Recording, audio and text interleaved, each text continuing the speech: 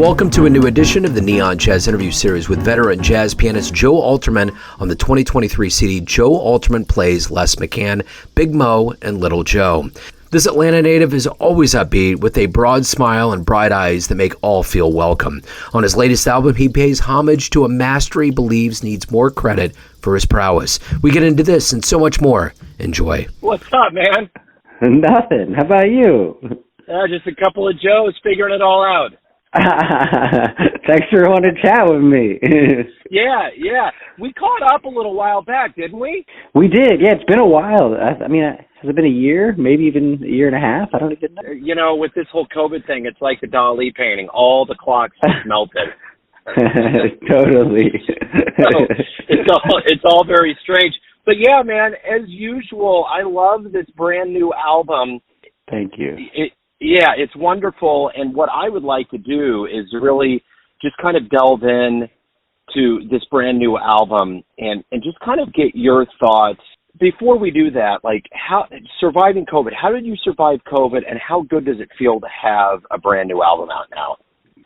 Oh, no. Well, yeah, COVID was definitely a tricky time, but while I'm, not the biggest fan of virtual concerts, I'm lucky that I play the piano because I had a lot of opportunities to at least do that, whereas a lot of my other musician friends who play, the drums, for example, did not get a lot of virtual performance opportunities. So, I mean, at least I was able to do that. And, I think for me, COVID was, I remember something that was very helpful for me to work on during that time was both mixing and mastering and selecting the music for my last album, The Upside Down, and also thinking about this album.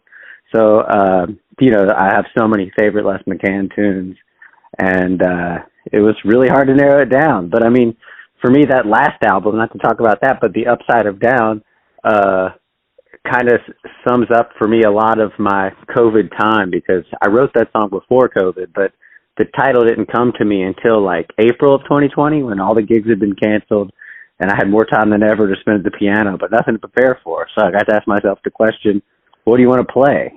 So I was trying to find some good in all of that, and that's when the title Upside or Down came to me. So it was a lot of that, trying to find the good and the bad and being thankful for, my health and some opportunities I have, but it's so nice to play for people in person again and to have this album out. It's really special for me. So yeah, what do the crowds feel like? Is there a different energy out there? It is. I mean, well, for me, I think I've noticed, for one, it's just great to be, with people in a room where you could see them and feel their energy and everything.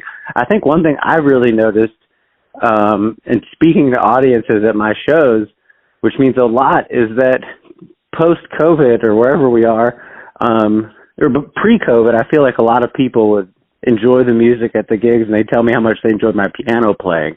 I feel like post-COVID, I haven't really gotten that. It's more about how good the music makes them feel. And so I think it feels like people, for the most part, are cherishing being able to be hearing live music in a room with the musicians.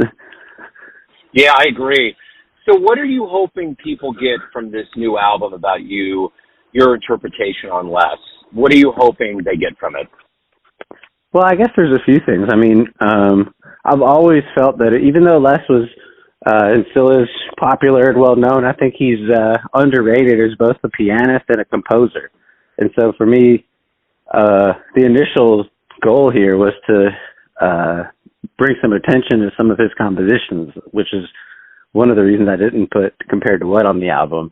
So I think, I'd love for people to take more notice of how great of a composer Les was and is. And, I hope they enjoy my interpretations of it. And, to me, it's just special because even before I knew Les, I'd always kind of resonated with his music and felt like there's something really personal in it. And like when I was younger, I remember thinking, I bet if I practice, I might sound kind of like that. And I think I hope people take away also that, hear that resonance that I feel with Les in his music. Not that I'm trying to copy him or anything, but that hopefully it comes across as a very personal interpretation of his compositions. So if anyone out there wants to pick up this album, watch you play live, anything pertaining to your world, where's the best place for them to go? Well, I guess they could either go on social media. My name is Joe Alterman on all the apps and stuff. And also my website is joealtermanmusic.com. So either one, we'll have all the information. Great to catch up with you, Joe. I'm so glad that I got some insight into this album. It's wonderful. I've already played it on the program, so thank you. Best of luck, man. Oh, man, thank you for playing it. Thanks for talking to me. It's good to talk to you. Thanks for listening and tuning into another Neon Jazz interview, where we give you a bit of insight into the finest players and minds in Atlanta, Kansas City, and spots all over the globe, giving fans all that jazz. Thanks to Joe for coming back to Neon Jazz for his time, energy, and cool. If you want to hear more Neon Jazz interviews, you can find us on Spotify and Apple Podcasts. Subscribe to us at YouTube, and for everything Neon Jazz, go to the neonjazz.blogspot.com. Until next time, enjoy the jazz, my friends.